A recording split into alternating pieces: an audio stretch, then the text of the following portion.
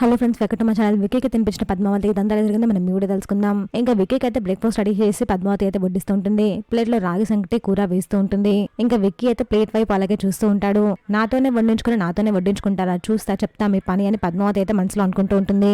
ఇంతలో వాళ్ళ పేరెంట్స్ వచ్చి, అయ్యో ఏందమ్మీ అల్లుగారికి అట్లా చేసావు, చేయి కాలేదు కదా, ఎలా తింటారు, నువ్వే తినిపించు అని అంటూ ఉంటారు. దీనికి విక్కీ వాళ్ళ వైపు అలాగే చూస్తూ ఉంటాడు.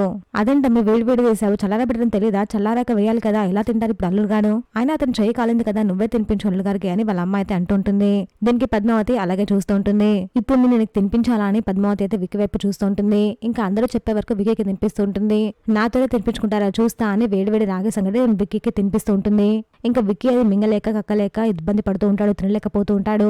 బాగా ఉంది ఇప్పుడు మీ పని, నాతోనే తినిపించాలి అనుకుంటారా, తినండి, ఇట్లాగే వేడిగా పెడతాను తినండి అని పద్మావతి అయితే కోపంగా పెడుతూ ఉంటుంది. ఇంకా విక్కీ ఏమనలేక తింటూ ఉంటాడు. నేను తినిపించే బదులు మీరు తినుంటే బాగుండేది అని పద్మావతి అయితే మనసులో అనుకుంటుంది. ఇప్పుడు మీ తిక్క కుదిరింది అని అనుకుంటూ ఉంటుంది. చూసాక ఫ్రెండ్స్ మరి ఏం జరగబోతుందో, ఇలా జెన్యూన్ అప్డేట్స్ కోసం మా వీడియోకి లైక్ చేసి ఛానల్ పెంచుకోండి.